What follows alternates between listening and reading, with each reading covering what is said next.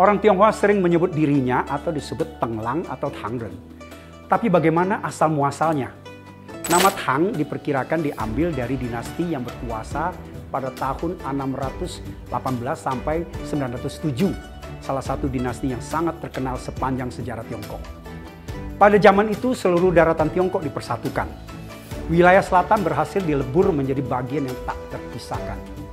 Dari latar belakang ini, sangat mungkin orang-orang dari selatan kemudian terbiasa menyebut dirinya orang Tang atau dalam bahasa Mandarin disebut Tangren.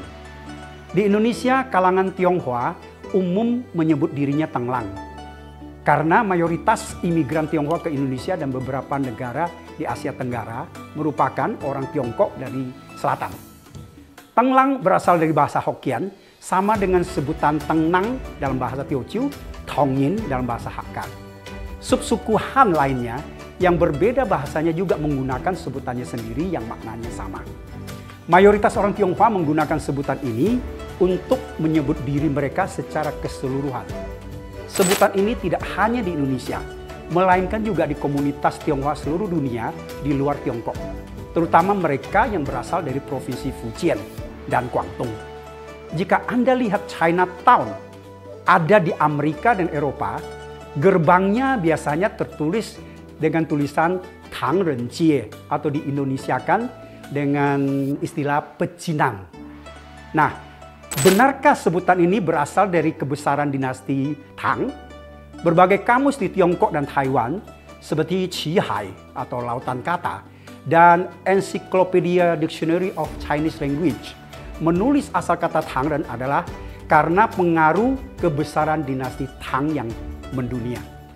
Tiongkok memiliki dinasti besar seperti Qin, Han, Sung, Ming. Tapi kenapa nama Tang yang lebih terkenal? Menurut penulis dan sejarawan asal Fujian, Liao Chuqiang, pemakaian kata Tang ini berkaitan erat dengan Kaisar Yao yang legendaris. Yao memerintah pada tahun 2333 sampai tahun 2234 sebelum Masehi di zaman Tiongkok kuno. Dalam sejarah Tiongkok ada istilah terkenal yang disebut Tangyi Santai.